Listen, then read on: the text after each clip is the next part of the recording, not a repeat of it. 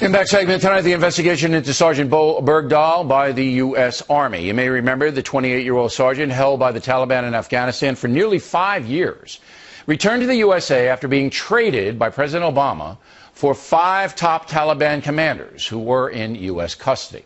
That was on May 31st of this year. Now, soldiers in Bergdahl's unit accused him of deserting. The Army initiated an investigation, which was supposed to be completed by August 15th. It's now October 3rd. The Army tells us there's nothing untoward going on, nothing out of bounds, but it would not provide a spokesperson this evening. However, joining us from San Diego, former Marine Corps prosecutor Captain Christopher Operson, and from Washington, Cully Stimson, former Deputy Assistant Secretary of Defense under President Bush the Younger. So to begin with you, just before airtime, the Army, who is nervous about this, gave us a statement that said the investigation is complete on Sergeant Bergdahl, but being reviewed. Now, this is long overdue. So what do you think is holding it up? I think what's holding it up, Bill, is the fact that unlike most court-martials where the investigation is done relatively quickly after the crime has been committed, or the alleged crime has been committed, this process inserted a general outside the military criminal justice process into this to do a full and complete follow-up investigation before the potential court-martial even started. So there's an extra road bump along the way. Well, wait. No, but if you got a general, that should make things go faster. He's a general. Give me this. So, Let's Bill. go. Yeah. Well, it's not salute and aye because it's a legal process. He has lawyers advising him. No doubt they've interviewed him and other people associated with this case. And this is one of the primary reasons for the delay. All right. Captain, I suspect there's politics involved here.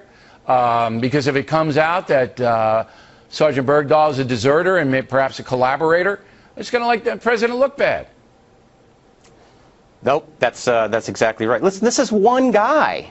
How long does it take to do an interview? The 2-star general, General Dahl, waited almost to the very end, literally to a week before the end of the 60-day period, to do his interview. And it was a 2-day interview. Now, if he had other people he wanted to follow up with, he should have done that before he met with Bergdahl. All right, so you agree with me then, Captain, that this thing has not been expedited the way you would have done it in the Marine Corps?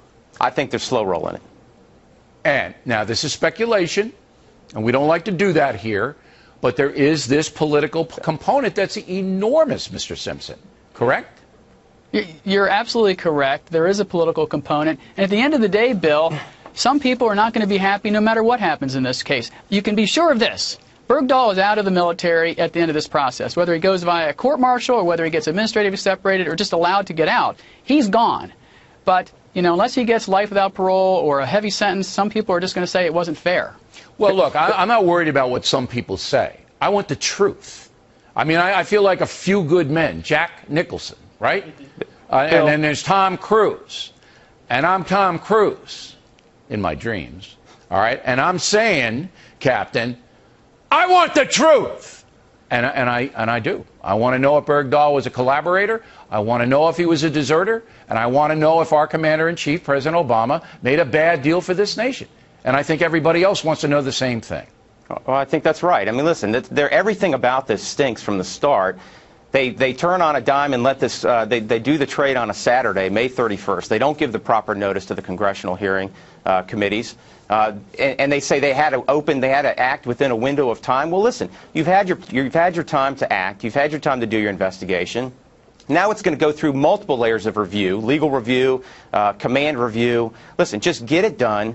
Tell us what the results are. And by the way, I don't want to see any legal varnishing on the 2-star's report. I want to see what he wrote, what he came That's right. out. And how he came out you're absolutely right. There'll be the review process, and that'll take a couple of months. But here's how bad it is. Here's how bad it is. They said that Sergeant had to be released, or they had to make the deal then. They couldn't go through Congress or anybody else because of his health. And then he goes to Germany, and he's fine. He's fine. He's fine. There's nothing wrong with him. There's nothing wrong with him. So this whole thing from the jump was, I don't know why he did it, Mr. Stimson. I don't know why the president did it. I mean, look, you don't want a soldier languishing over there with the Taliban. Everybody knows you don't want him. But 5 war criminals who are about to go back to the Afghan theater? I mean, that's pretty big.